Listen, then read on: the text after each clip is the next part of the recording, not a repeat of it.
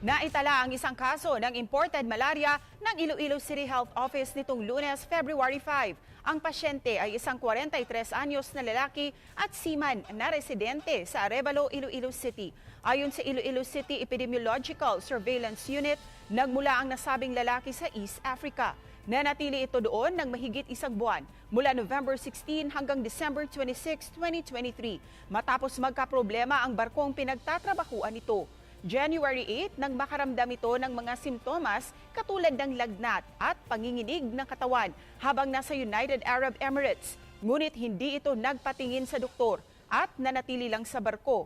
January 23 nang dumating ito sa Maynila at sumailalim sa laboratory test at na-diagnose na may urinary tract infection.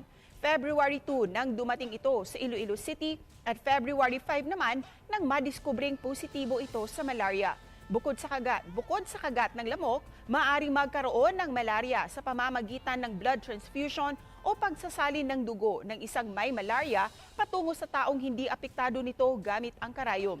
Mild symptoms lang ang nakita sa pasyente, ngunit patuloy pa itong minomonitor ng SESU.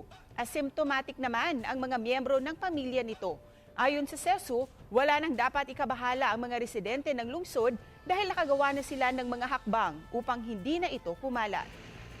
Naka-provide naman kita sa iya sa mga mosquito nets and also naka-fogging naman sa ila area para hindi man maglapta ang mosquito bites. Tapos kita mismo long sleeves kita amo man na amon advice sa ila pamilya.